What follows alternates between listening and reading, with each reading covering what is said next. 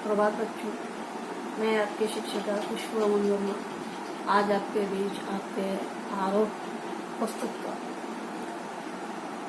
पद्य खंड का फिराक गुरफ चर्चा इसलिए करेंगे क्योंकि जो रिड्यूस सिलेबस जैक का आया है उसमें आपको केवल रुबाइयाँ ही पढ़नी है, गज़ल नहीं पढ़नी।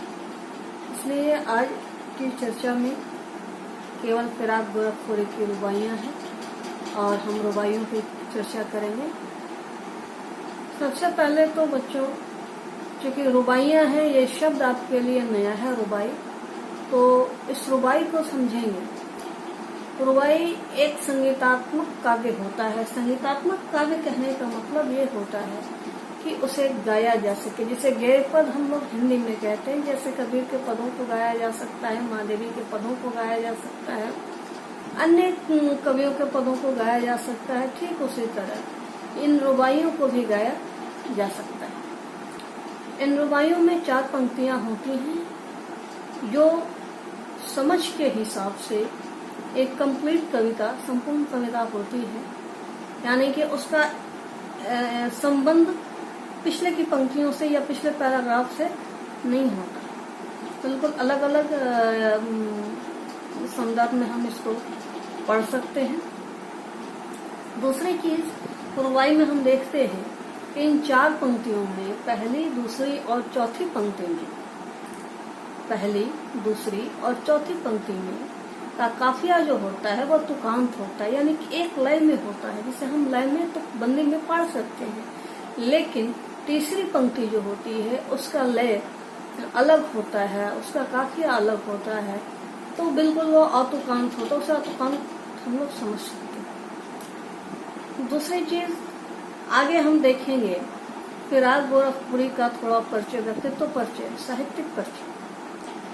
तो बच्चों, फिराक गोरखपुरी का वास्तविक नाम रघुपति सहाय फिराक था। गोरखपुर में जन्म लेने के कारण इनका टाइटल गोरखपुरी हुआ।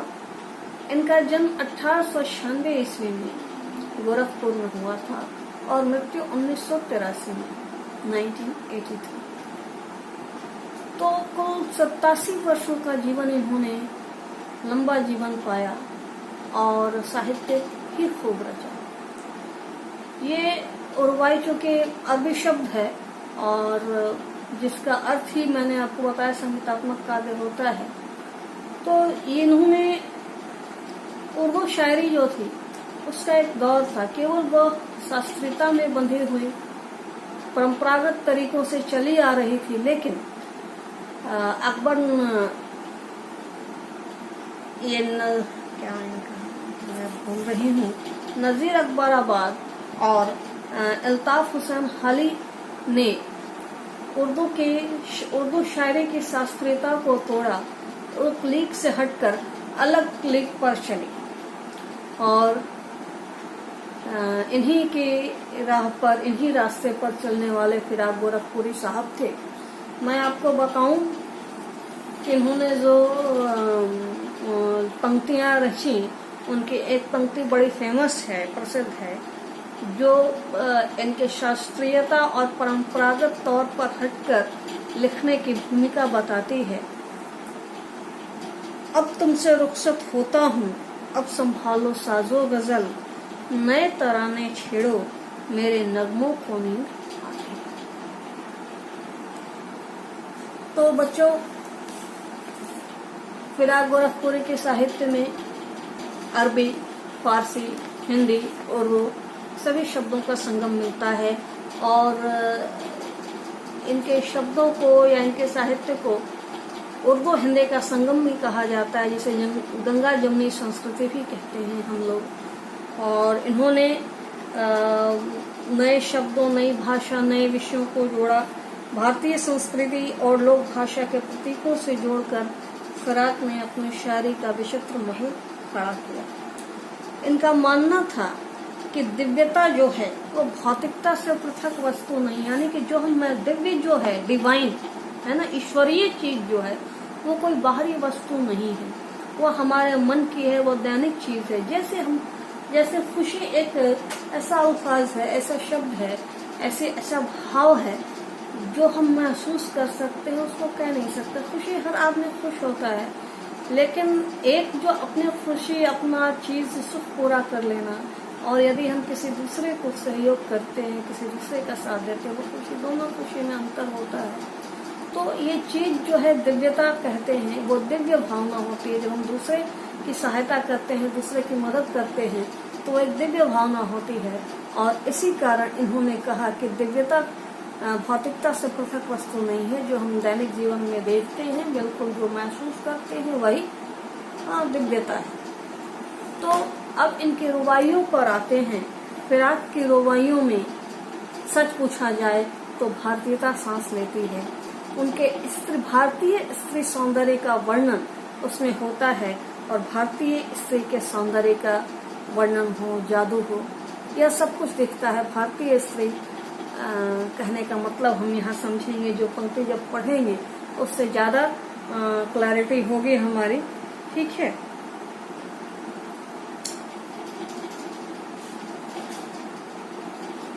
इनका मानना था शेर और शायरी जो होती है वो लिखने की चीज नहीं होती, वो कहने की चीज होती है, सुनने की चीज होती है।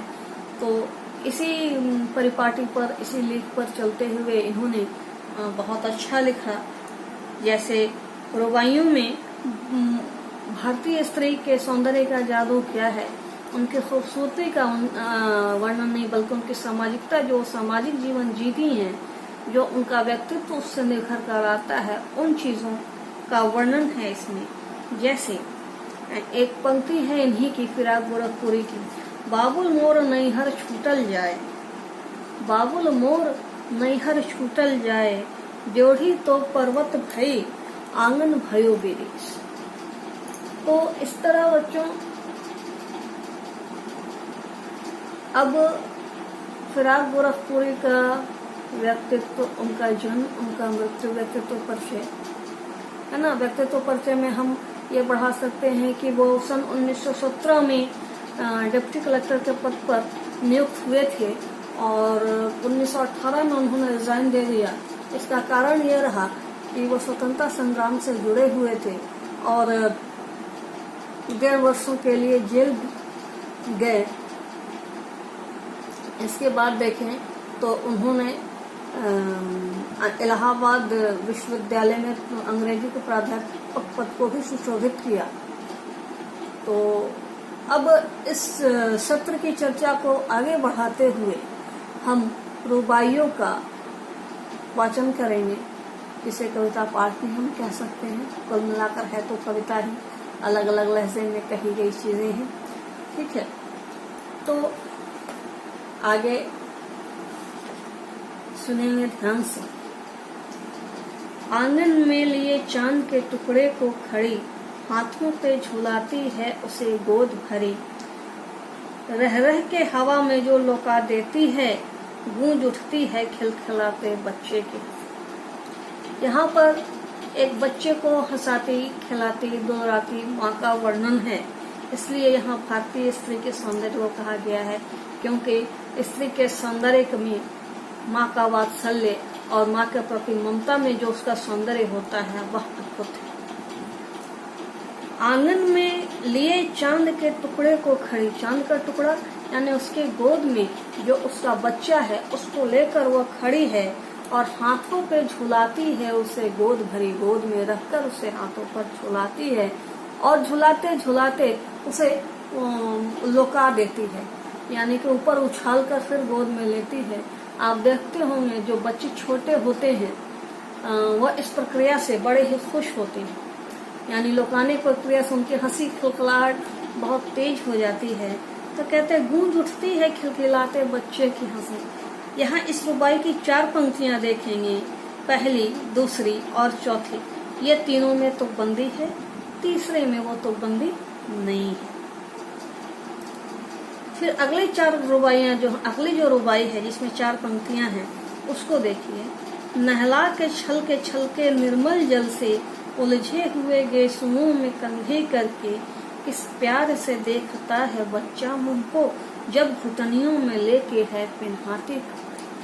यहाँ पर बच्चे को नहलाती दुलराती माँ का वर्णन है, और यहाँ पर कवि कहते हैं, शायर आपके कहते हैं कि नहला के छल के निर्मल जल से, स्वच्छ जल से, साफ जल से जब वो बच्चे को नहलाती है और उसके उलझे हुए बालों में कंघी करती है, इसमें मतलब बाल होता है, बालों में कंघी करती है, तो ऐसे में और जब वो घुटनियों में लेकर अपने पैरों पर लेकर, माँ को देखते होंगे बच्चे को कैसे पैर पर लेकर कपड़े पहनाती है, तब वह बच्चा बड़े प्यार से अपने माँ के मुख को देखता है। ठीक है, अगली रुबाई में पेश है। दिवाली की शाम घर पुते और सजे, चीनी के खिलौने जगमगाते लावे, वो रूपवती मुखड़े पर एक नर्म दमक बच्चों के घरौंदे में जलाती है दिए। अब एक तो बच्चे को खिलाने का है, दूसरा नहलाने का है, तीसरी रुबाई जो है वो दिवाली के त्योहार की है। दिवाली की शाम घर पुते और सजे, आज सब लोग दिवाली में अपने घर की साफ सफाई करते हैं। तो बच्चों, गांव में हम देखते हैं घर को सभी लोग लिपते पोतते हैं गोबर से, मिट्टी से मिला करके, और घर बड़ा प्यारा सुंदर सोना महक घर में रहता है, यानी कि घर को सजाया जाता है।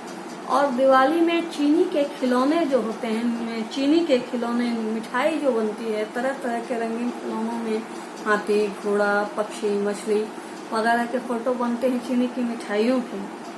और वो रूपवती यहाँ माँ को कहा जा रहा है, रूपवती मुखड़े पे एक नर्म दमक है ना, एक नर्म दमक है उसके चेहरे पे एक आभा है खुशी की, मतलब क्या कहें, वो चेहरा दमकता है ना, उज्ज्वलता है उसके चेहरे पर, और वह इस उज्ज्वलता को, इस खुशी को लिए हुए वह बच्चों के घरौंदे में दिए जलाते। दिवाली में हर बच्चा अपने घर में घर बनाता है, जिसे हम लोग घरौंदा कहते हैं, है ना, जिसे हम लोग घरौंदा कहते हैं।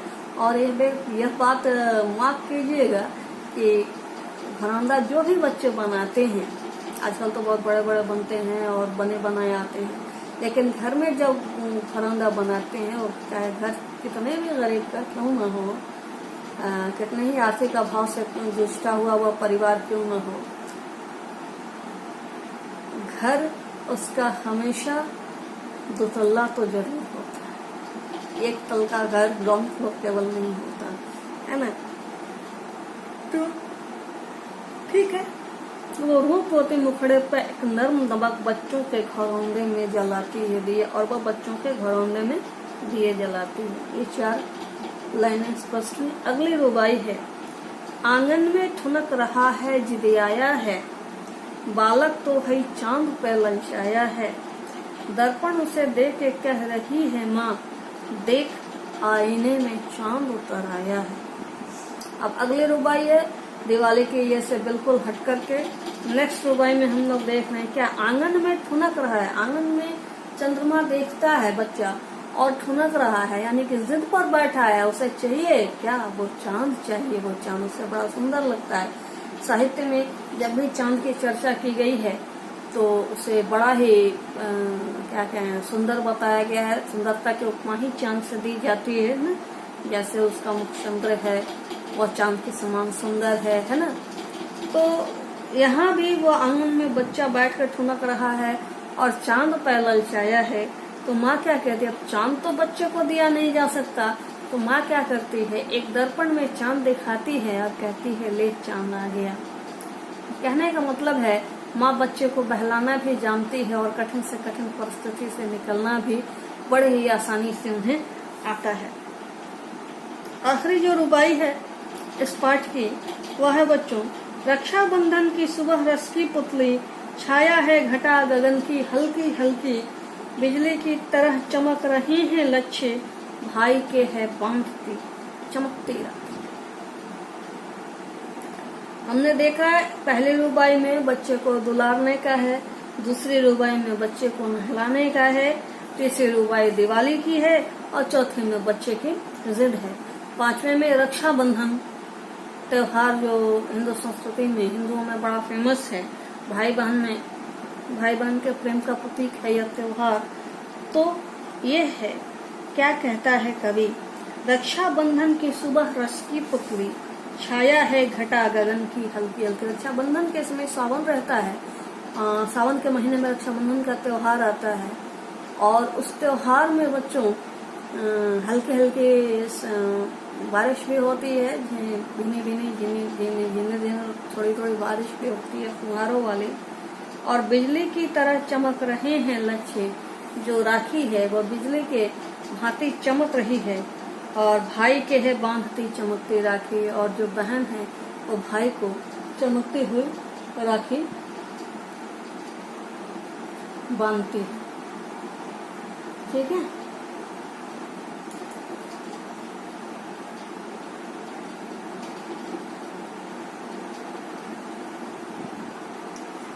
तो